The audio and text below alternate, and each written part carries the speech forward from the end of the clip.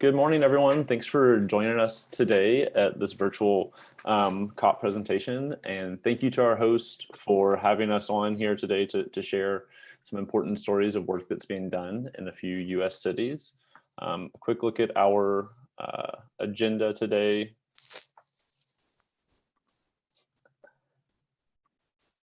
I'm going to do a brief overview of the Lead for Cities program, and then we'll shift over to the speakers to dive into the work that they're doing. So Lead for Cities is a product of the U.S. Green Building Council's suite of rating systems, and it is the leading global rating system and certification program for evaluating sustainability and quality of life.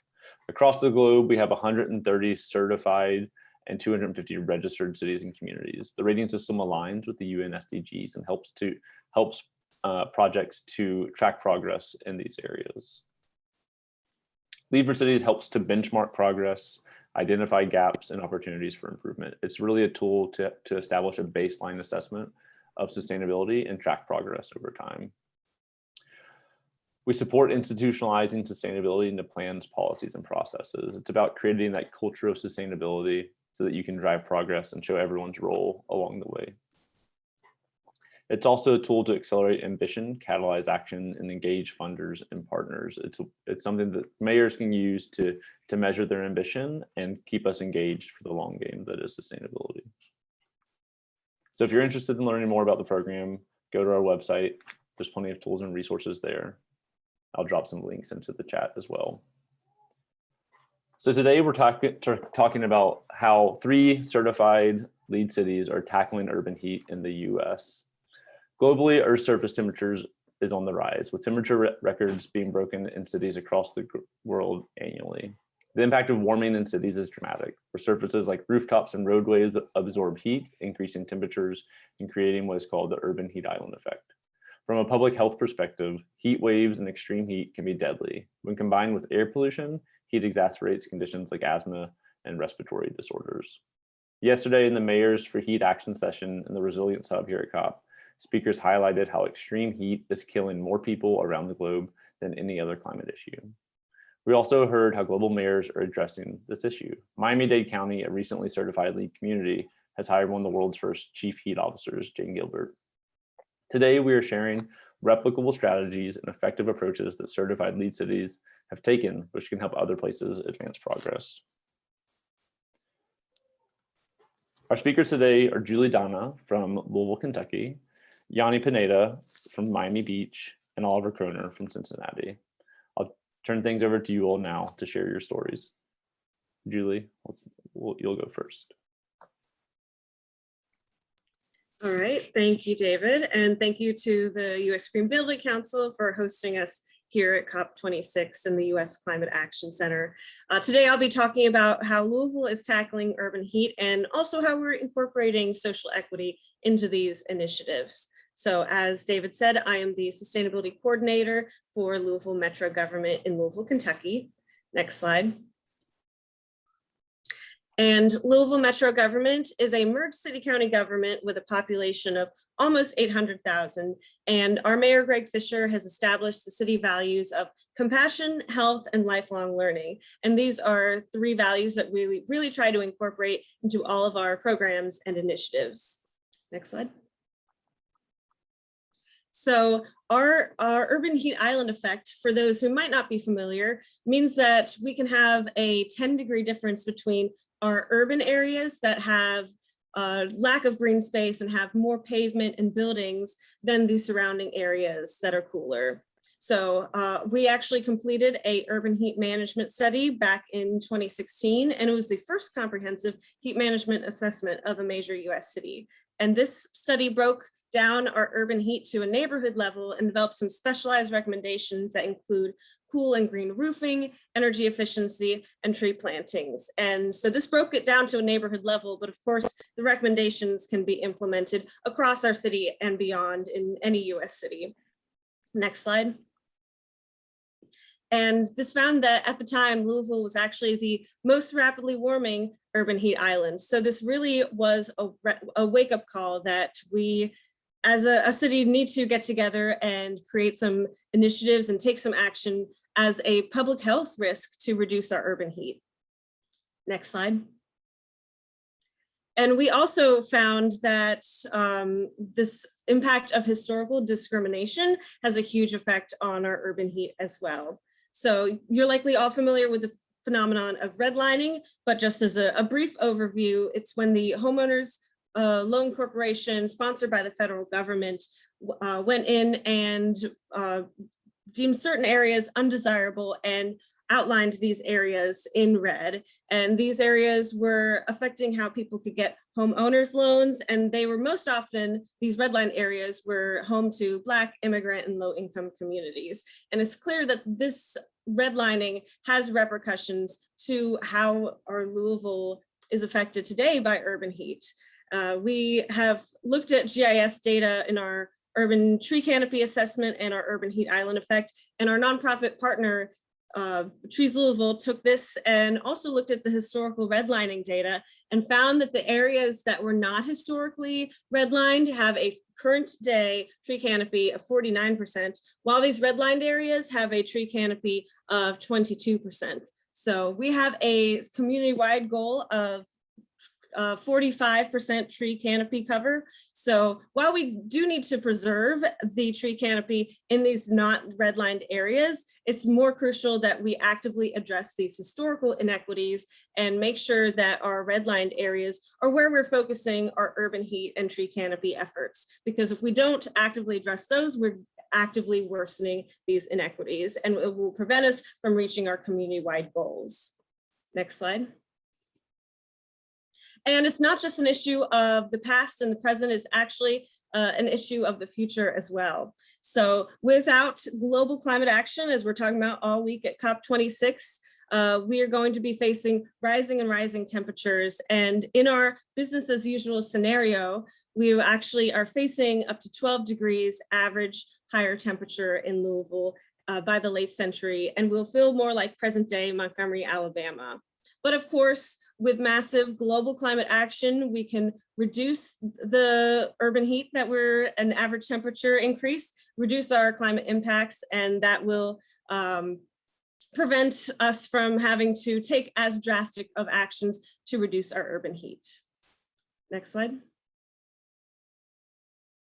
So some of our strategies that we are implementing today is our successful Cool Roof Rebate program. And this is actually a rebate for residents and commercial building owners here in Louisville to receive a $1 per square foot incentive to install a cool reflective roof on their house or commercial property. So this actually helps to fight climate change because we are increasing the energy efficiency of those buildings. And we're also at the same time adapting to our urban heat and climate impacts by helping the city reduce its heat.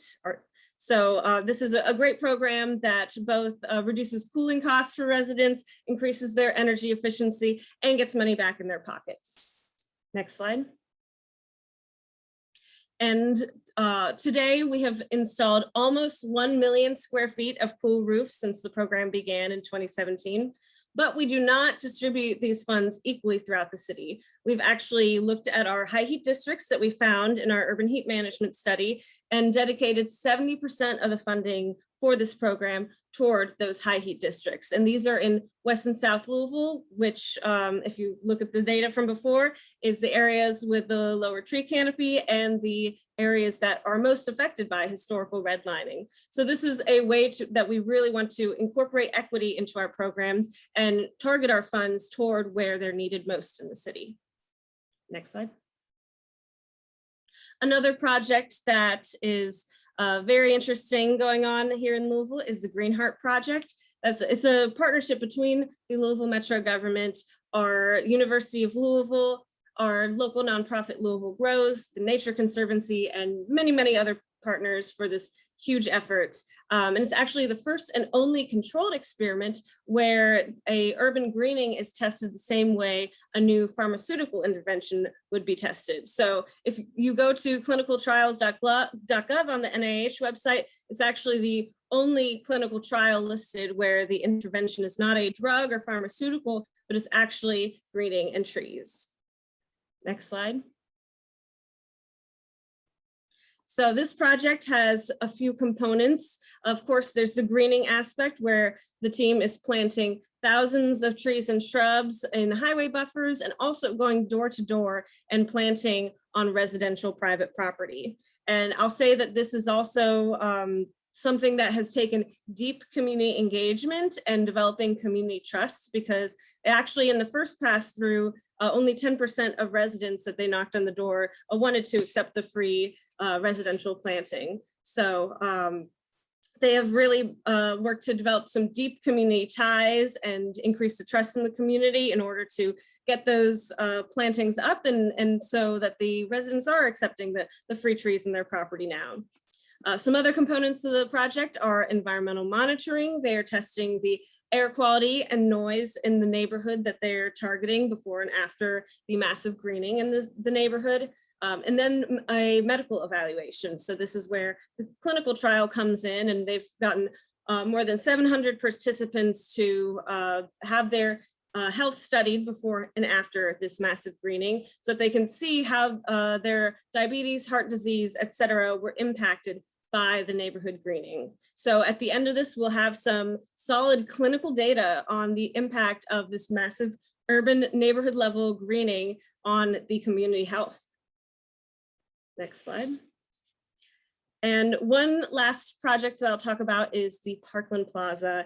And this is a very special project because it is a community-driven, sustainable green space that we're building. And this actually came from the community. They got together and said, found a site that is a Louisville Metro owned parking lot, and said, we want to make this a space that is valuable to us and productive, and a space where the community can come together. And it happens to be a historically significant spot in what was formerly a thriving Black business corridor. So it's really a perfect spot for the community to be coming together once again. So they came together and decided what they want to see from the spot, had a visioning session, and then approached the Metro government and said that, we want to do something with the spot. And then we were able to find some funding and grants and resources to really make this happen. So we had the groundbreaking ceremony about a month ago, and we're very excited that this is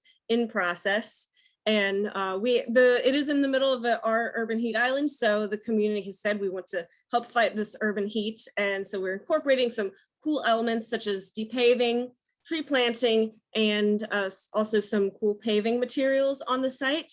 But it's really going to be just a space that the community envisioned that they want, and the community can come together and utilize. And our philosophy for this is if a community space is going to be an asset, then that green space has to be community driven. Next slide. And I mentioned cool paving before for our Parkland Plaza project. And that has actually come about because we're a part of the Global Cool Cities Alliance, and they have a cool roadways partnership that many cities are a part of that have really tried to incorporate some cool paving technologies into their projects. So we have been working with them, and actually their newly appointed executive director, Maria Cutter, is a Louisville local. So we're very lucky to have a lot of local expertise in our best of practice cool city technologies and strategies. Next slide. And I'll leave on this equation that we came up with as a part of the 100 Resilient Cities Network. We came up with resilience equals equity plus compassion plus trust. And this was a part of our community process for the Resilient Cities Network. And we have really tried to incorporate this into all of our urban heat and climate change programs, because we need to be thinking about equity if we're going to be delivering our resources to the areas that need it most in the city of our highest urban heat. We need to be incorporating trust if our residents are going to allow us to plant trees on their own private property. And we need to be incorporating compassion and really thinking about developing deep relationships with the community if we're going to be co-creating some green space that's really going to be valuable to the community. And so we have been incorporating equity, compassion, and trust, and those are crucial to all of our programs for for sustainability if we're going to be a resilient city. That's great. Thank you, Julie. I appreciate you sharing the work that you are doing.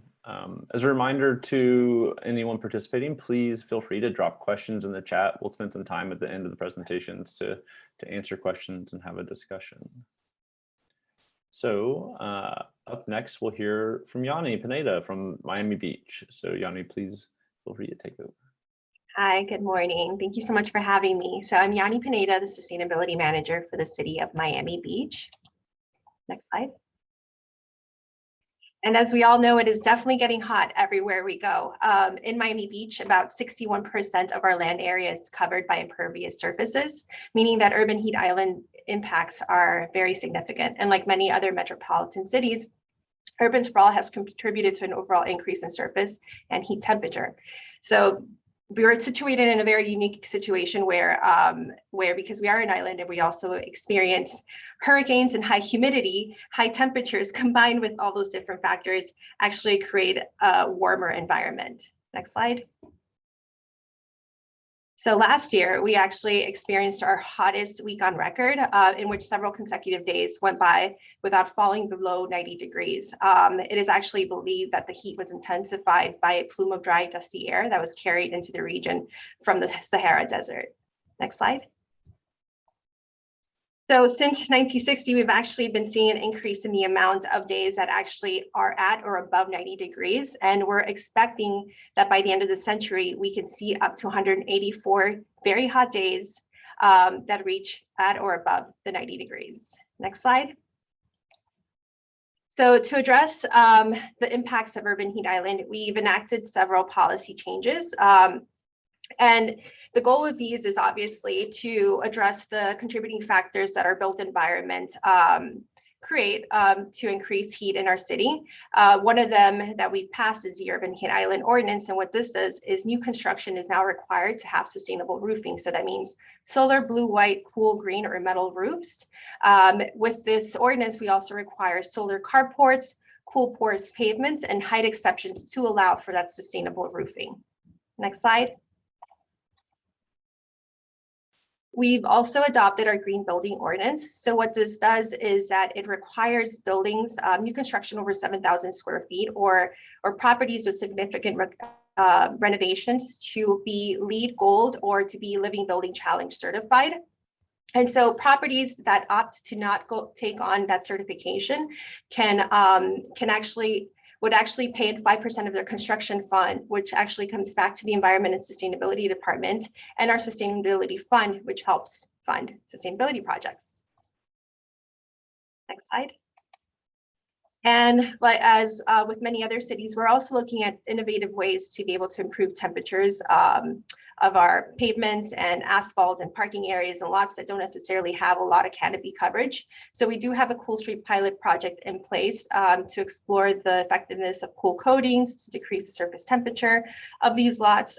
We have one in place now where we're still gathering data, and depending on the data that we get back, we'll be able to determine whether we'll apply this to other areas of the city. I believe that there are several other cities that have done this already, but we're using the same product that Los Angeles, California put in place over in their city. And as we're looking at these types of projects, we're actually working with our urban forestry division to look at the effectiveness of shade from trees and how that decreases temperatures. Next slide. And so that ties us back into our ordinances. And so we do have a landscaping ordinance that now requires a minimum number of trees in new construction. We are prioritizing shade trees. We are increasing the percentage of landscape areas in parking lots and percentage of open space in single family homes to allow for an increase of coverage of vegetation. And of course, there's other factors and other requirements as part of the ordinance that'll help us with decreasing temperatures. Next slide. Last year, we adopted our urban forestry master plan. And the goal of this master plan is to increase our tree canopy coverage from 17% to 22% by 2040. So this also includes reducing our palm canopy coverage from 57% to under 25 by 2050. It also helps us with improving tree preservation of mature canopy trees. This year, we are putting in place our heritage tree program. So as new trees are being planted, existing trees are also being preserved throughout the city. We actually have which is pictured actually in the slide, the largest banyan tree in Florida, and we're working with a couple of different agencies to have it designated as a heritage tree and also as the official largest banyan in Florida. So heritage trees are typically chosen based on their historic significance, exceptional ecological benefits, or any other type of intrinsic community value that they provide to our city. Next slide. So in addition to trees, we're also analyzing the feasibility of incorporating green infrastructure, such as living shorelines. We do have several areas in the city where mangroves have naturally recruited. So we're looking at not just living shorelines, but hybrid shorelines that can help us with shoreline stabilization and protection, creating habitats. They improve our water quality and, of course, reduce heat island effects and increase tree canopy. We're also working with a consultant with helping us assess all the seawalls in the city to understand their feasibility and the capabilities that they have to be able to turn them into hybrid or living shorelines. Next slide. And we do a lot of habitat restoration. What you see here is a community effort that's part of our dune management plan. So what we have a plan that actually helps us with reintroducing native vegetation into our dune system and also remove invasive species. We work with local nonprofits and the community to help us with leading these restoration events. So our dunes not only help us with temperature reduction, but also help us with coastal protection, and again, with enhancing natural habitats. Next slide. So as we look at our natural environment, of course, we're still looking at our built environment, and we have several resilience projects in place that help us with adapting to sea level rise and climate change. I'm sure many of you have heard about us having to raise our street, install pump stations to help us reducing the impacts of flooding in our neighborhoods.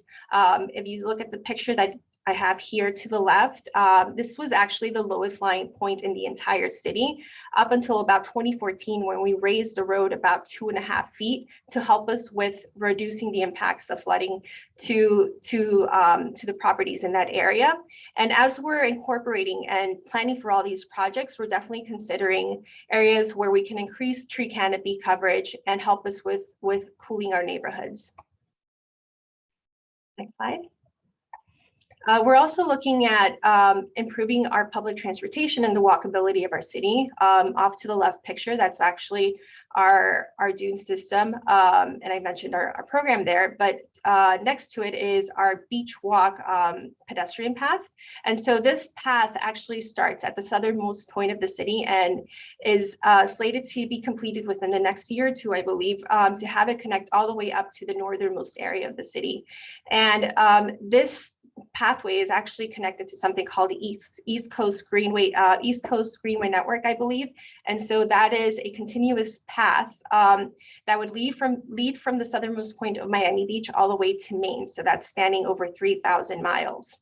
As we're looking at getting around the city and providing comfort to our most vulnerable populations, we've also retained a company to help us with improving all the different bus shelters and bus stops around the city. We have about 300 bus stops, and many of them did not have shelters, meaning that we had individuals who would wait for the bus in blistering heat, and we want to make sure that they're able to have that comfort that's needed in order to be able to move from point A to point B. So with this project, we're going to actually install bus shelters all over the city, make sure that they're comfortable for everyone that's using our public transportation system. And of course, we're increasing our bicycle network. We do have green lanes in a significant part of the city, but as we're installing these green lanes, we're also looking at the ability to plant trees around them to make getting, again, from different areas of the city a lot more comfortable and to reduce the health impacts of heat. Next slide. And I know that this was already mentioned by David, but Miami-Dade County did appoint its the world's first chief heat officer last year. So that's an exciting thing to have in place. And with that, the county has actually partnered with the Adrian Arsh Center and the Rockefeller Foundation to create the Heat Health Task Force. And they've created an extreme heat toolkit to help with identifying current and potential actions to help mitigate urban heat island and to manage the impacts of increasing heat, looking at the most vulnerable population. So they're definitely looking into the social equity aspect of how heat impacts our community. And I'm happy to announce that yesterday, the Miami-Dade County Mayor, Daniela Levine Cava, officially announced at the COP26 the establishment of a heat season, which is starting in 2022. So that's the first of its kind in the entire world. And that's it. I think my next slide is my last one. And I hope everyone found that information helpful. Thank you for having me.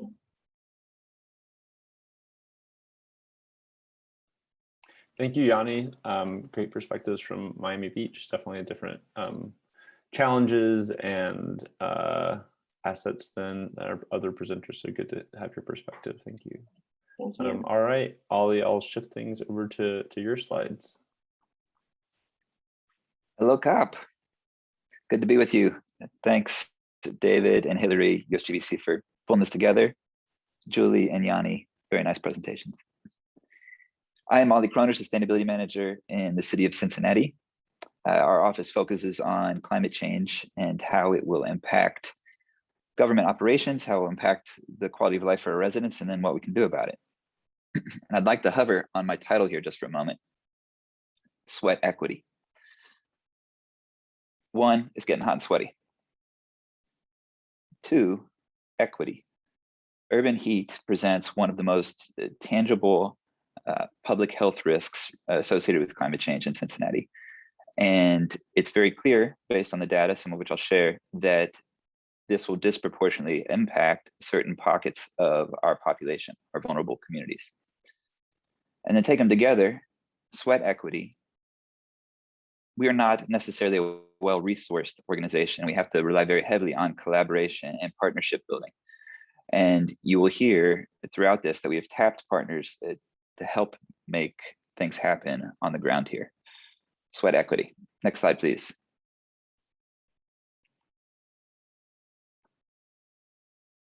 For our international friends, if you're not familiar with Cincinnati, we are a population of about 300,000 located in the heartland of the US, actually probably about 90 minutes away from Julie in Louisville. We were mostly built out between 1800 and 1900, and we have a very old brick-based building stock like you see here. Next slide, please. Unlike Miami Beach, we're not really challenged with hurricanes and rising sea level. We have our own set of challenges. Heat, increasing pests, air quality issues, and major storms. And taken together, we have measured a $132 million impact associated with the climate crisis since 2004. And I have a picture of a landslide here. That's a landslide that we just spent $17 million to resolve. That $17 million was borrowed from an account that was supposed to pay for our new police headquarters. So we are very much in a place right now where the climate crisis is impacting core governmental operations. Next slide, please.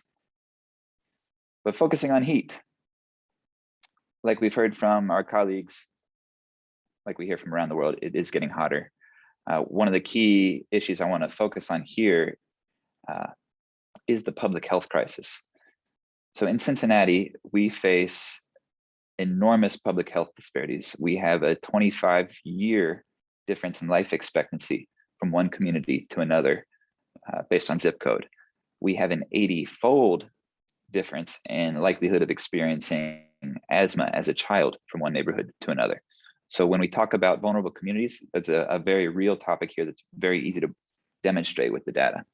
Compounds air quality issues that we face due to coal generation and diesel traffic through the region. Next slide, please. And we're acting on it.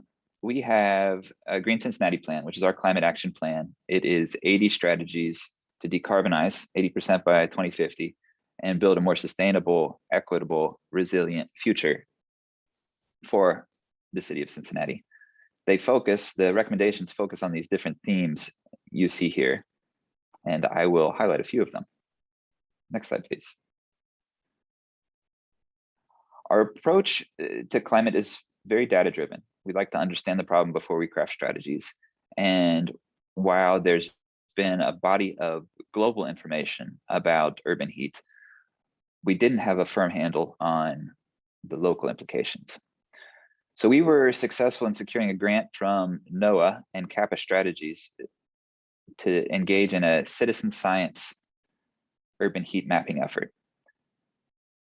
We had numerous volunteers strap these mechanisms to their car. Those are donated by Kappa. And then next slide, please. Those volunteers drove all around the city and collectively gathered 10,000 temperature points across the day. Kappa synthesized all of that information and is able to provide heat maps for us, like this one you see here. The difference between our hot and coolest environments is not quite as extreme as we saw from our colleagues, but there is nearly a 10-degree difference through our heat corridors. And if you know Cincinnati, this heat corridor more or less follows our Mill Creek corridor, which has a very industrial presence and is lined by a highway. Definitely correlations with higher density of development and higher density of pavement. Next slide, please. So we can use this data to begin to strategize on how to address the problem. If we have communities with extreme heat, how do we go about thinking about cooling stations? Whether that's a rec center with air conditioning or whether that's a public pool or a spray ground. The spray ground, like the one seen here, is an increasingly popular choice by the city of Cincinnati because lower cost to install, no lifeguard staffing requirements, and you can see kids can cool down without a whole lot of parental oversight. They're very popular and have become community gathering centers. Next slide, please. And so we can also take our heat map and compare it to our tree canopy. We have a fairly healthy tree canopy, largely due to the hilly nature of Cincinnati. We have many hillsides that are not developable. But you can see there are bright red spots on our heat map that correlate with areas of very low tree canopy coverage. So historically, Cincinnati has had a 40% tree canopy target citywide. Seeing this data, our urban forestry department has refocused its planting efforts, recognizing that some neighborhoods have nearly 70% tree canopy while others are below 10%, and prioritizing some communities for urgent planting needs. Next slide, please. In Cincinnati, we have a street tree assessment. So every property owner pays a small fee to contribute to street side tree planting. And that fund has helped enable planting of over 85,000 street trees across the city of Cincinnati. With this fund, we are able to target street trees in those neighborhoods most in need. One thing to note is that nearly 20% of these trees die each year. Extremely high rate of mortality.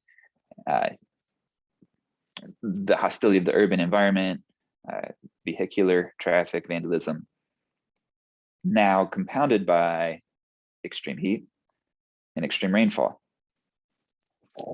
So urban forestry has revised its tree planting catalog to think more about what trees are thriving in climate zones to the south of us to anticipate trees that will survive our future climate. Next slide, please.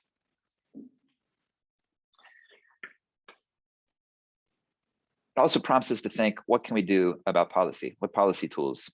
And I think Julie did a nice job of articulating historical policies that have helped create urban heat problems. Some of those are still in place, such as parking requirements for all new construction. So we have now passed legislation that eliminates the need for new parking in projects located in our downtown basin. There are a few neighborhoods just outside the downtown basin now that are considering similar parking requirement reductions in order to make their communities more walkable, reduce paved surfaces, reduce car dependence. Next slide, please. But where we really do need pavement, we are also looking at reflecting the heat. So like Julie, we are also members of the Global Cool Cities Alliance.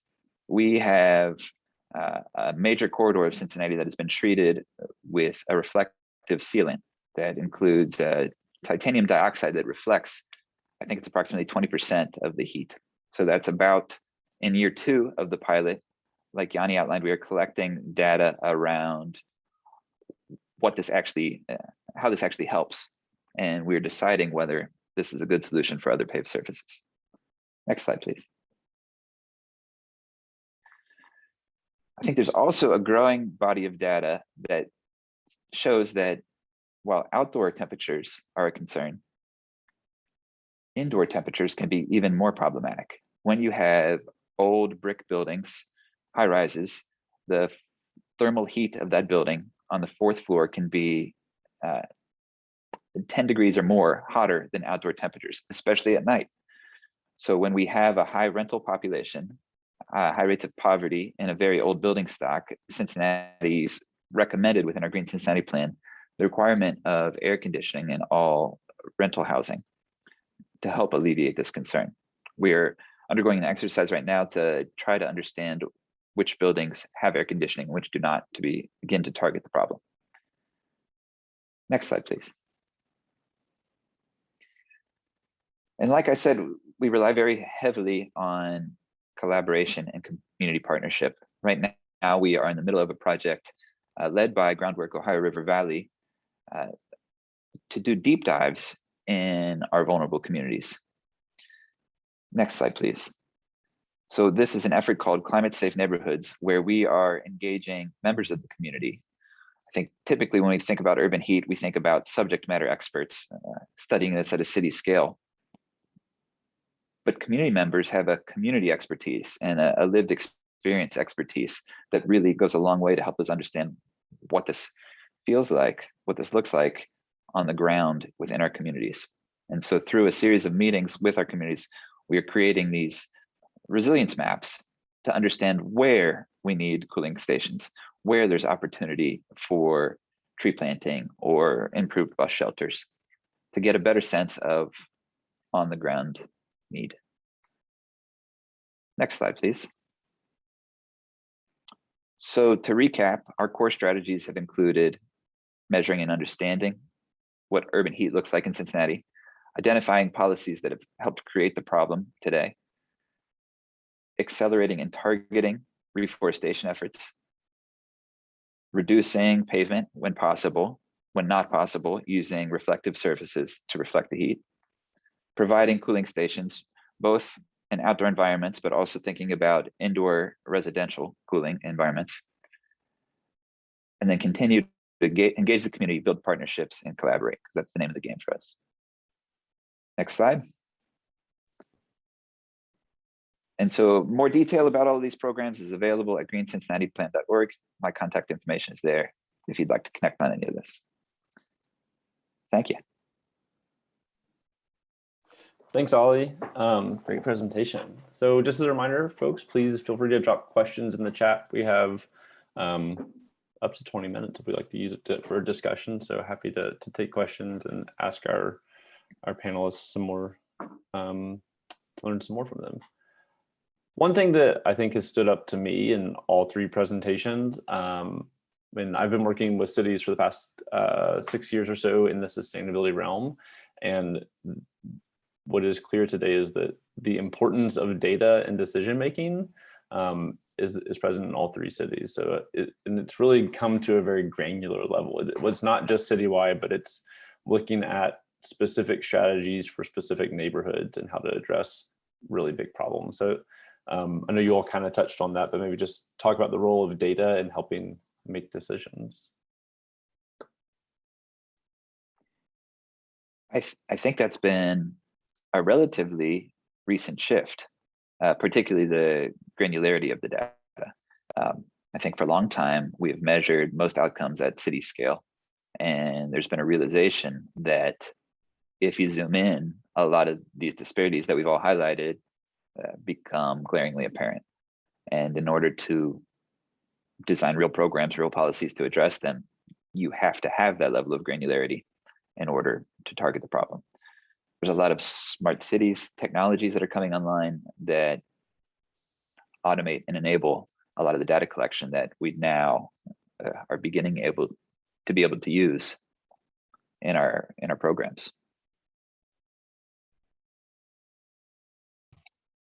I think with Miami Beach, our community is extremely involved and very vocal in a lot of our projects and efforts, and having that information to help justify all these programs is especially important to us.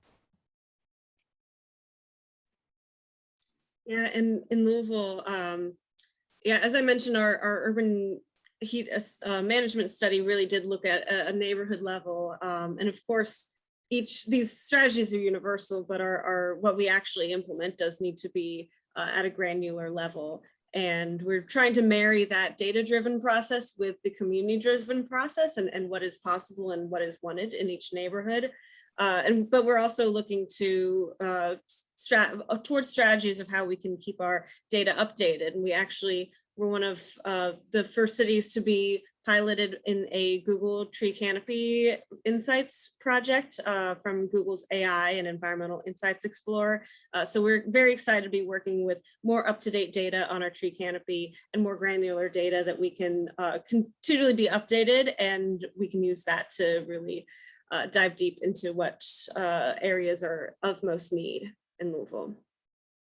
Yeah, and I could imagine a big part of this is using the data to educate people to do things a bit differently than they used to.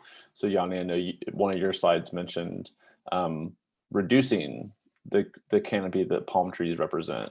And I'm sure that ran into some challenges just from the pure aesthetics point of view for those that come to Miami Beach. But clearly those trees don't have as valuable of an ecological service as other trees. So, and in other places, I know updating your public works folks to try to use new paving technologies. So how do you go about bringing others outside of your sustainability offices on board to see their important role in this work and kind of create a broader approach to addressing this issue? So with us, I'd say it's as simple as just making sure that you have that channel of communication with the community. It starts off with, at least with us, it starts off with creating a small network with our sustainability committee that's chaired by residents, and they basically become advocates for a lot of our programs. And I think what happens a lot of the time, in my experience, at least with for example, the palm discussion is, I've realized that a lot of people just kind of going into a panic without really understanding the whole story. And so having those advocates, especially those that are residents, to further understand exactly what the overall goal is with increasing tree canopy as an example, and reducing palms in the city is an important way for us to make them understand what our efforts are. So yeah, I think it really just comes down to communication and not allowing things to be misconstrued. David, can I ask a question of you? So I think Lead for Cities has helped each of us frame a lot of our data collection around sustainability efforts. Your question about granularity, I wonder how USGBC and Lead for Cities is thinking about granularity of data when we measure. Any developments on that front? Yeah, so I mean, we're a global rating system, so creating metrics that are globally applicable but aren't diluted to city-specific solutions is definitely a challenge. And I think that one thing we always try to think about is keeping the stringent credits and prerequisites and system we have at the same time of making data collection and submission and reporting as streamlined and as easy as possible, because we don't want to take away time from the important action that needs to take place. And so when it comes to granularity, things like our demographic assessment and ecosystem assessment ask for communities to go through a process that isn't just saying across the community, here is the high school graduation rate, here is the overall median income, but looking at districts and neighborhoods and census tracts here in the US to tell us how that is distributed geographically. And I think that going through these processes helps cities to make better decisions and see trends that many are aware of, but many are not aware of, seeing that, oh yeah, this neighborhood is both low income and has a low education rate, and then helping to address solutions that can help them. Kind of answered your question.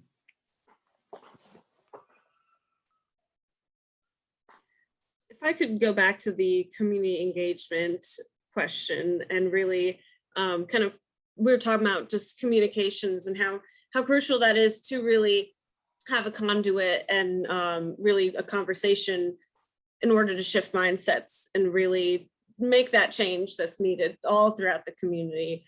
And I'll say that one strategy that we've been employing at Louisville Metro, of course, we are engaging with our communities, but we also are developing really great relationships with nonprofits that are that really have the community capacity and really specialize in deep community engagement with our neighborhoods, and especially our low income and historically redlined neighborhoods. So with our Parkland Plaza project, we've been working with the Center for Neighborhoods that works really deeply with communities to help increase the capacity of their neighborhood associations and really organize themselves together. And they've been a great partner for that project.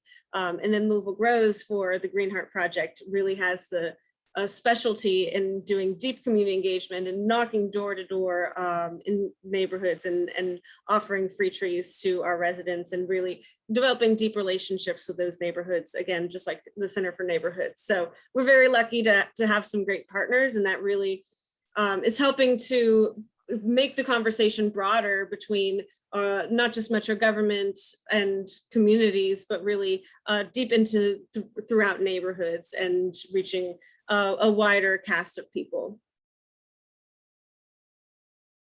Yeah, definitely essential to the work. I think one thing that we've been hearing lately, both here in the US and at COP this past week, is the essential role of cities in tackling all of these issues we face.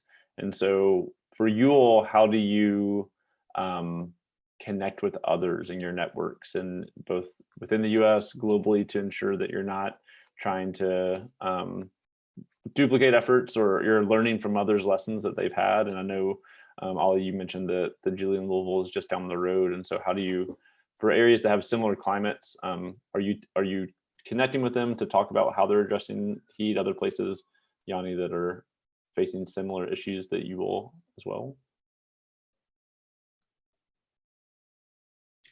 Yes, I have to give a shout out to the Urban Sustainability Directors Network, or USDN. They are a huge resource for everyone in local government to really communicate about their initiatives, ask questions to each other, and have very frank conversations about barriers that we're facing together as local governments trying to implement really large scale climate action and meet really ambitious climate goals.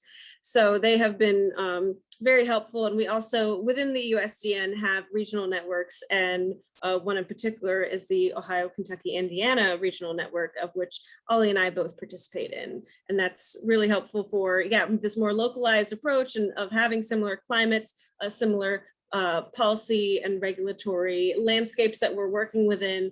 And so we can also share solutions, strategies, and really keep in touch and work together. I am also in agreement with what Julie just mentioned. Urban Sustainability Directors Network is a great resource. We're part of the Florida Sustainability Directors Network. But another set of partnerships that we have is we work very closely with our local universities, University of Miami, Florida International University. They just do amazing work on their own. And I think that helps us, as you mentioned, David, with having to avoid duplicating efforts.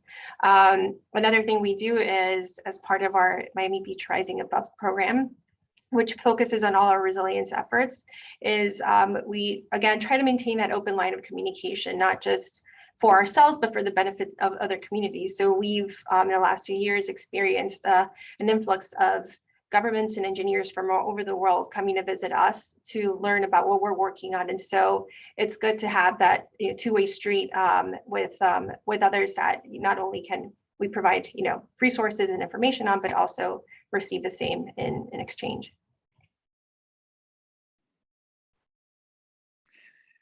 I describe our work as open source. It doesn't matter if Cincinnati decarbonizes if nobody else does, and vice versa. So we're all working towards the same goals. And if one city gets a win, I think they're eager to share about it, and others are eager to learn about it. That creates a nice collegial environment. I'll only touch on international collaboration because I think US and local collaboration was covered well already. There are other aspects that unite cities. For example, Cincinnati is an industrial legacy city in that we used to have a larger industrial presence, a larger population, and we have undergone some population decline in the last 50 to 70 years. That is a common theme among many post-industrial cities. So we are members of the Urban Transition Alliance, which is an international group. Some cities in the US, if you think of Pittsburgh and Buffalo, Baltimore, are peers, but then also Dortmund and Essen and Glasgow and some other European and even some Chinese cities. And I actually think Urban Transition Alliance has a pretty large presence at COP this year.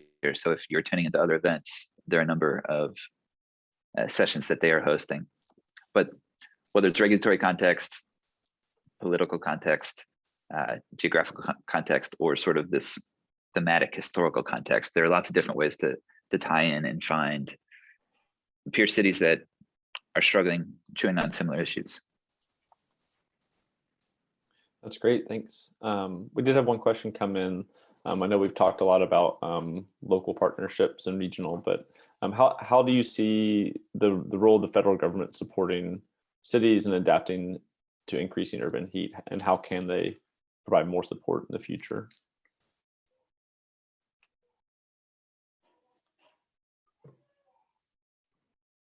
Pass an infrastructure bill. It's been sort of wild at the lack of federal direction, even state direction here in Ohio on these challenges. But the infrastructure bill does have big dollars directed towards, building performance in low income communities, for example. Big dollars directed towards tree canopy and planting efforts. So I think there are a lot of proven successful strategies that cities are deploying that the federal government is, can we say, trying to get behind and trying to fund, if we can just come to agreement.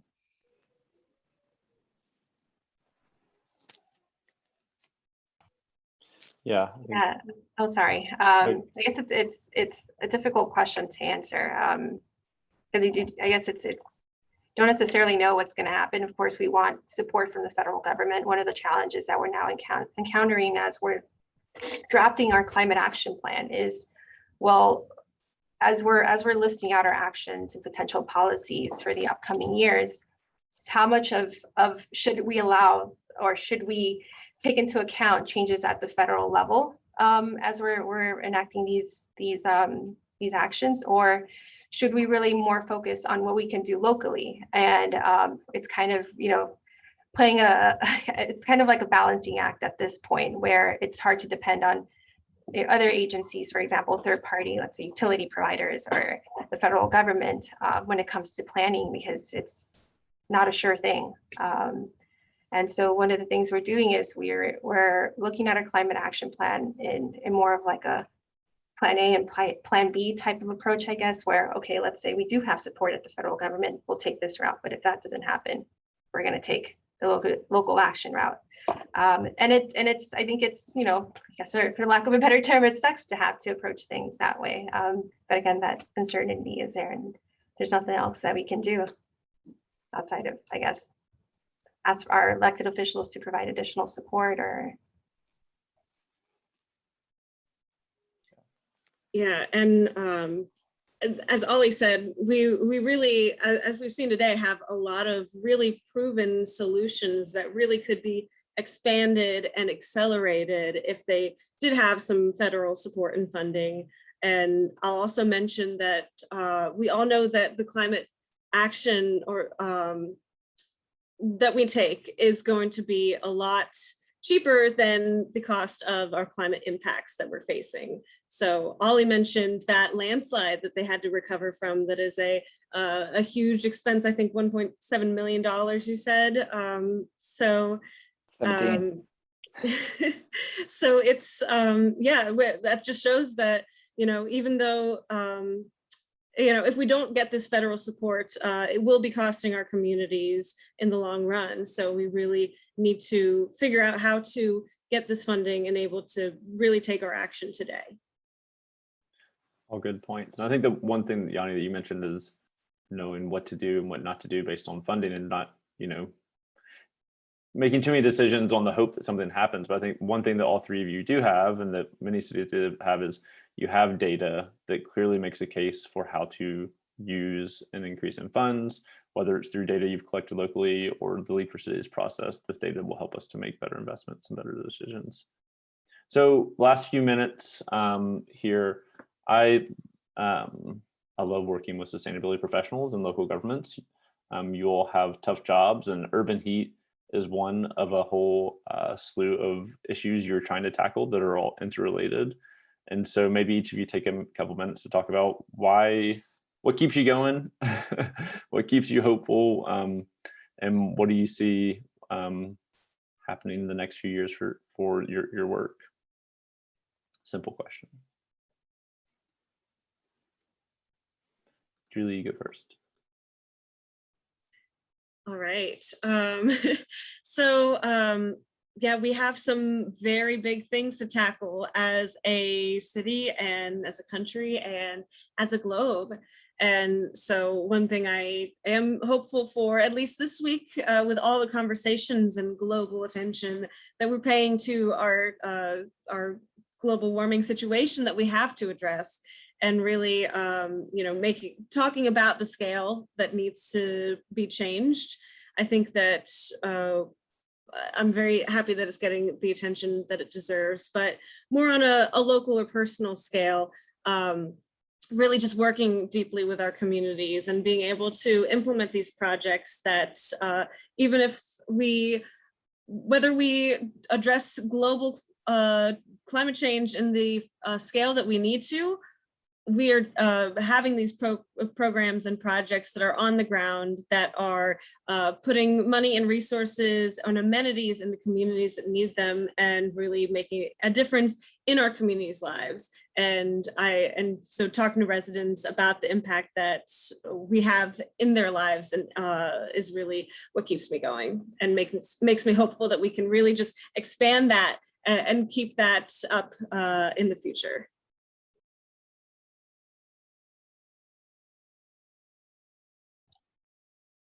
I guess I'll go next. So I would say it's similar to what Julie mentioned. Definitely the passion of our community.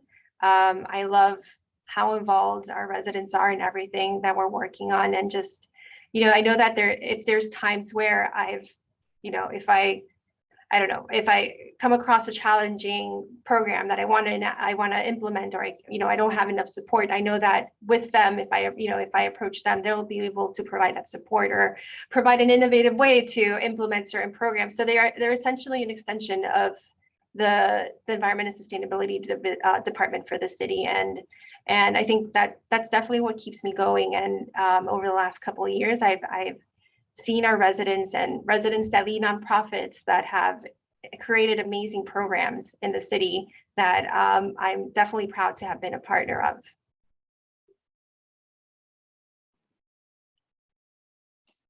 Yeah, I guess I consider it the most complex, most interesting, most important puzzle.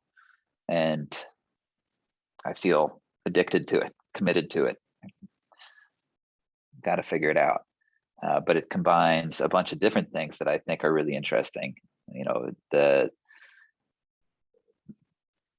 technology adoption, psychology of behavior change, political strategy, policy tools. You get to look backward and you get to look into the future. And there's certainly a lot of hard parts about the job, but I also think collectively we're making some big wins, and we're in the middle of what might be the biggest reinvention of what a city is in human history. And I'm excited to be a part of that. That's great. Well, thank all three of you for joining us today to share your stories, and thank you to our host for inviting us to share the work that cities are doing around the U.S. on this virtual platform at COP. And thank you to our attendees. And please reach out if you want more information. We have this. I believe this will be hosted on the YouTube channel, as well as there are resources at USGBC to learn more about the role of Lead for Cities. So thank you all, and have a good rest of the day. Thank you. Good to be with you. Thank you for having us. Bye.